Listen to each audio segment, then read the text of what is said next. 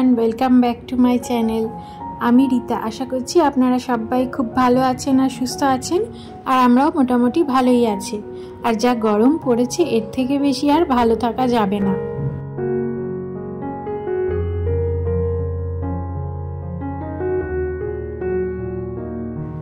আজকে সকালবেলা ঘুম থেকে উঠতেই ওই হয়ে গেছে 7টা মতন। আসলে একটু দেরি হয়ে গেছে, কালকে রাত্রিরে এত গরম ছিল যে ঘুমই আসতে চাইছিল না, তাই জন্য আজকে একটু দেরিতেই ঘুমটা ভেঙেছে। তো সকালবেলা ঘুম থেকে উঠে আজকে আর বিছানাটা তোলা হয়। মেয়ে ওদিকে এখনও ঘুমাচ্ছে, আর আমি সেই ফাঁকে এই সমস্ত ডাস্টিং আর ক্লিনিংয়ের কাজটা করে রাখছি, কারণ এগুলো ও উঠে গেলে একটু অসুবিধা হয়ে যায়। আর সব থেকে বেশি অসুবিধা হয়ে যায় তো যখন আমি ঝাঁট দিই সেই সময়টা। ওই ঝাঁট দেওয়ার নোংরা জড়ো করা জিনিসগুলোর ওপরে চলে আসে, হাঁটাহাঁটি করে। যত বলি অন্যদিকে যেতে, তবু ঠিক ওই ঝাঁট দেওয়ার নোংরা জায়গাগুলোতেই চলে আসে। তো সেই জন্য এই সমস্ত কাজগুলো করতে ও উঠে গেলে একটু অসুবিধা হয়ে যায়। আর তার উপরে শুটিং করতে করতে কাজ করতে গেলে তো আরও অসুবিধা হয়, এসে বারে বারে শুধু ক্যামেরাটাকে নাড়িয়ে দিয়ে চলে যায়।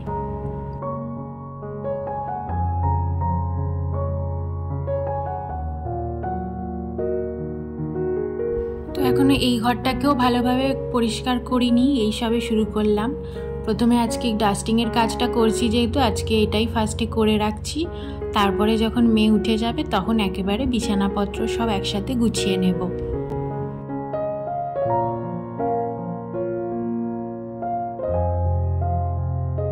আর এত গরম পড়েছে, বাপরে বাপ, মানে কোনো কাজই যেন শান্তিতে করা যাচ্ছে না, ঘুমানোও ঠিকঠাক যাচ্ছে না। সেই সাথে বাচ্চাদের এখন গিয়ে কী কষ্ট হচ্ছে, তো সেরকমই একই অবস্থা আমার মেয়ের ক্ষেত্রেও। কোনো কিছুতেই যেন সমস্ত কিছুতে অস্থির হয়ে পড়ছে, এত গরম, নাজেহাল অবস্থা। মানে সকাল থেকেই এমন রোদ্দুরটা উঠছে, আকাশের দিকে যেন মনে হচ্ছে তাকানোই যাচ্ছে না, এত তেজ সকাল থেকেই রোদের। তো কি করা যাবে, আর এই রোদের মধ্যেই এত গরমেতেই ঘরের কাজটা আর ফেলে রাখা যাবে না, তাই যেটুকু করার নয় সেটুকু করে নিচ্ছি।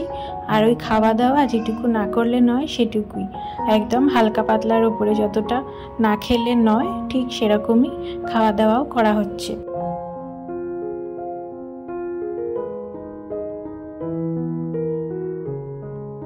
তো এই যে এই ঘরের বাকি সমস্ত ফার্নিচারগুলো ভালো করে ডাস্টিং করে নিলাম, বিছানাটা ঠিকঠাক করে গুছিয়ে রাখলাম।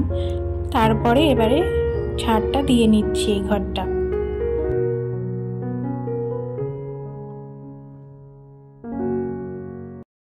আজকে তো দেরি হয়ে গেছে ঘুম থেকে উঠতে, সেই জন্য সমস্ত কাজই শুরুও হয়েছে দেরিতেই। আর এই দেরিতে ঘুম থেকে উঠলে না, এই গরমে কাজ করতে একটু অসুবিধা হয়ে যায়। যত বেলা বাড়ছে এত গরম লাগছে, মনে হচ্ছে যেন কখন এই কাজগুলো শেষ হবে, আর যেন আর ভালো লাগছে না। কিন্তু কি করব, কাজ তো আর শেষ হয় না, একটার পর একটা লেগেই থাকে। তার উপরে আবার বাচ্চা আছে, এই কাজটা একবার করছি তো সেটা আবার গিয়ে ঘেঁটে দিচ্ছে, তো আবার সেটাকে করতে হচ্ছে, এরকমভাবেই চলতে থাকে। আর সকাল সকাল তাড়াতাড়ি উঠে পড়লে কাজগুলো একটু ঠান্ডায় তাড়াতাড়ি হয়ে যায়। কিন্তু আজকে যেহেতু আমার দেরি হয়ে গেছে, তো এই গরমের মধ্যে কষ্ট করেই সমস্ত কাজগুলো করে ফেলতে হচ্ছে।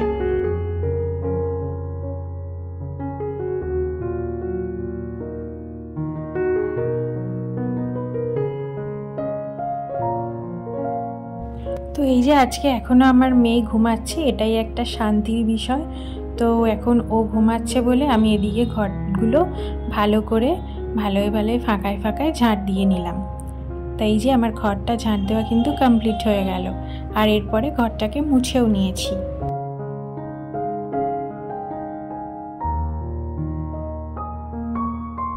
যারা যারা এত দূর অবধি ধৈর্য সহকারে আমার এই ভিডিওটা দেখেছেন, তাদেরকে অনুরোধ করব, যদি ভিডিওটা ভালো লেগে থাকে তাহলে একটা লাইক করবেন।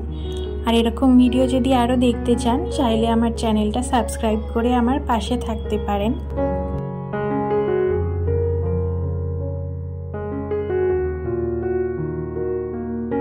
আর যারা যারা কাজটি অলরেডি করে দিয়েছেন তাদেরকে অসংখ্য ধন্যবাদ। আর ভিডিওটা কেমন লাগছে সেটা কমেন্ট করতেও ভুলবেন না।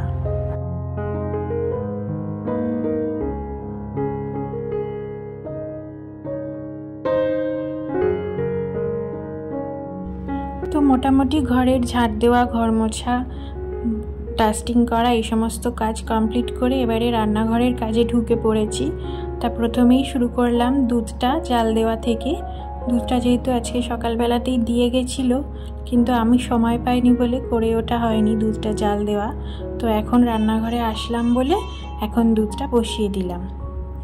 আর এইদিকে আমি আমার ব্রেকফাস্টের জন্য এখন একটু প্যানকেক বানিয়ে নিচ্ছি।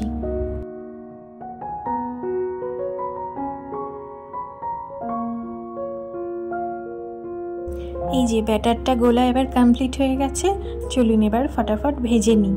সকাল থেকে উঠে শুধু 1 কাপ চাই খেয়েছি, আর এত কাজ করার পর না আজকে খুব জোরে খিদে পেয়ে গেছে।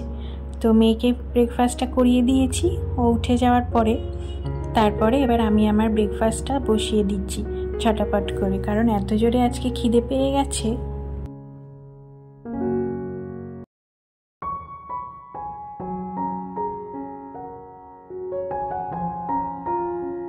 তো এই যে এদিকে প্যানকেকটা মোটামুটি 2 পিঠই আমি ভালো করে একটু ভেজে নিই, 1 পিঠ ভাজি না, তো সেই জন্য এরকম দেখতে হয়েছে। আর আজকের ব্যাটারটা মনে হচ্ছে একটু গন্ডগোল হয়ে গেছে, তাই জন্য না ভালো করে গোল করতে পারিনি। আসলে তাড়াহুড়ো করছিলাম বলে হয়তো সেই জন্যও হতে পারে, কারণ আজকে সমস্ত কাজ করতে দেরি হয়ে যাচ্ছে। আর যেহেতু বাচ্চা থাকে, ওকে যদি টাইম টু টাইম না করাই না অস্থির হয়ে যায়। তাহলে চলুন, আমার প্যানকেকের দিকে ভাজা হয়ে গেছে, আর এই যে এইবারে ব্রেকফাস্টটা করে নিই।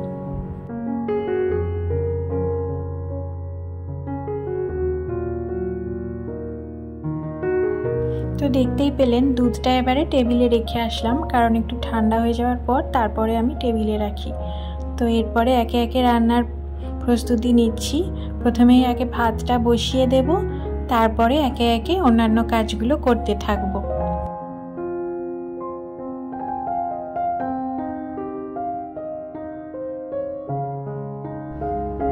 তো এদিকে চালটা ধুয়ে এবারে ভাতটা বসিয়ে দিলাম, তারপরে এদিকে বাকি কাজগুলো একে একে করে ফেলবো।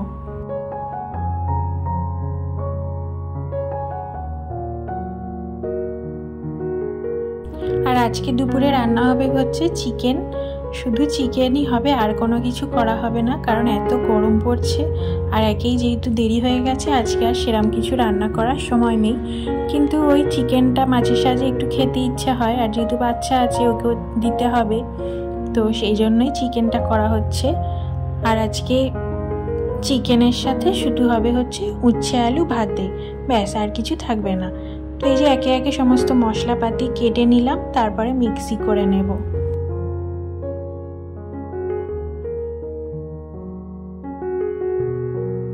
আর আমি চিকেনে একটুখানি ক্যাপসিকাম দিতে পছন্দ করি, তো ক্যাপসিকামটা দিলে বেশ একটা আলাদা রকমের টেস্ট হয়, আর কিছুই না। তো এটা সেই জন্য আমি দিয়ে থাকি। এই যে পেঁয়াজ টমেটো যখন ভাজা হচ্ছে কড়াতে, তখনই ক্যাপসিকামটাও একটু ভেজে নিই হালকা, তারপরে এই মিক্সি করা মশলাটা দিয়ে দিই।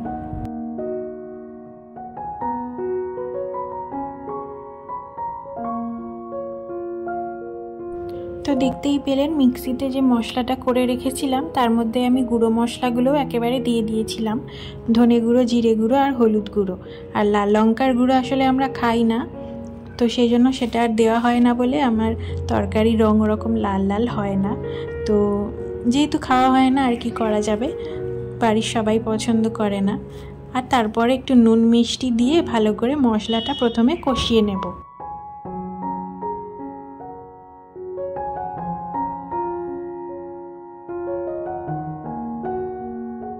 তাই এদিকে মশলা কষিয়ে নেওয়া হয়ে যাওয়ার পরে চিকেনের পিসগুলো দিয়ে দিয়েছি।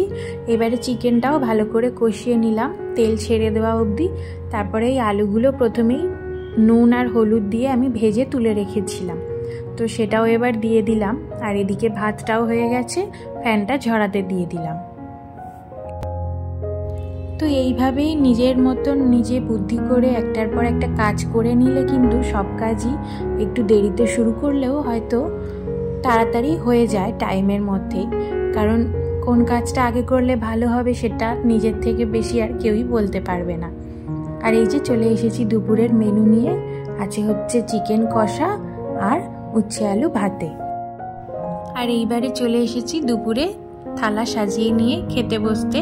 তাহলে চলুন আমি খাবারটা খেতে থাকি আর ভিডিওটাও এখানেই শেষ করছি। সবাই খুব ভালো থাকবেন, সুস্থ থাকবেন, দেখা হবে পরের ভিডিওতে।